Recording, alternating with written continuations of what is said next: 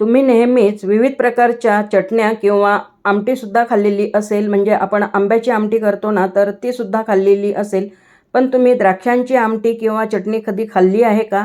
नसेल खाल्ली ना, तर आजचा व्हिडिओ बघून तुम्ही नक्की करून बघा आणि खाऊन बघा.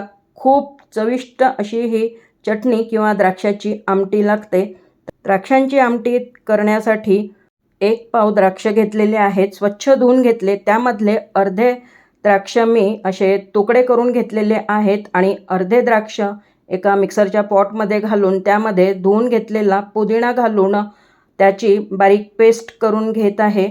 फोडणीसाठी इथे मी 1 हिरवी मिरची, कढीपत्ता घेतलेला आहे आणि कोथिंबीर घेतलेली आहे. तर सर्व साहित्य जे आहे ते चिरून घ्यायचं आहे आणि द्राक्ष आणि पुदिन्याची मी पेस्टसुद्धा तयार करून घेतलेली आहे. चटणीला फोडणी द्यायची आहे, तर त्यासाठी एका भांड्यामध्ये मी तेल घातलं. तेल तापल्यानंतर मग त्यामध्ये जिरं, मोहरी आणि मेथीचे दाणे घालायचे. त्यानंतर मग कढीपत्ता आणि हिरवी मिरची घालून घेतली. परतून घ्यायचं आहे. मेथीचे दाणे तुम्ही नक्कीच घाला, त्यामुळे ह्या आमटीला चव खूप छान येते. चवीनुसार ह्यामध्ये मी थोडी हळद घातली, थोडं तिखट घातलेलं आहे, काळं मीठ घातलं आहे आणि साधं मीठसुद्धा घातलेलं आहे. जिरे पावडर घातली आहे. तर सर्व मसाले घालून परतून घ्यायचे आहेत. मसाले जळू नयेत ह्यासाठी मी गॅस बंद केलेला होता, कारण तेलसुद्धा चांगलं कडकडीत तापलेलं होतं. आता मी गॅस सुरू केलेला आहे. आता ह्यामध्ये मी चिरून घेतलेले द्राक्ष घातले.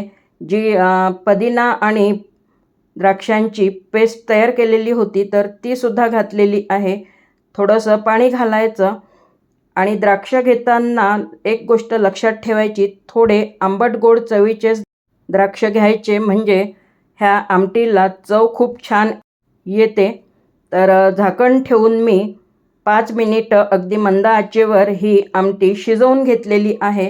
ह्यामध्ये साखर घालण्याची अजिबात गरज नाही आहे, कारण द्राक्ष ऑलरेडी गोड असतात आणि आंबट गोड चवीची ही आमटी खूप छान वाटते खायला. आणि ही आमटी तुम्ही तोंडी लावायला किंवा पोळीसोबत, भाकरीसोबतसुद्धा खाऊ शकता.